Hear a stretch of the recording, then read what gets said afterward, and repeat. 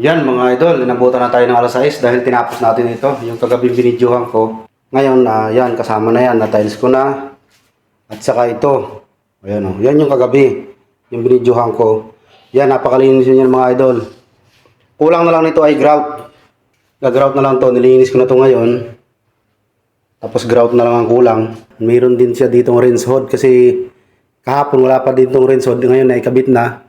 Wala kasi siya kasama mga idol na yung stainless na ducting. Kaya ang ginawa namin, nagtambo lang kami ng 3/4 lang na plywood. Tapos nilagyan namin yan ng pasingawan. Yung ang tawag ay yung aluminum foil ventilation. Idol, dito yung singawan niya mga idol. Orderan ko yan ng air vent ducting ventilation para hindi naman pangit tingnan.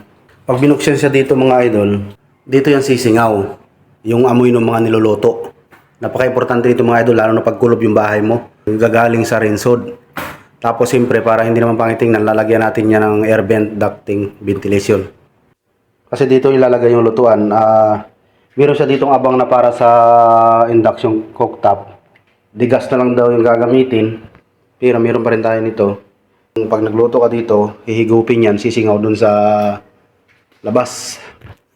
Tapos yan namang tambol na yan, pipinturahan yan. Kita nyo, pinaulit-up na yan. Pipinturahan na yung kakulay ng wall para puti rin siya.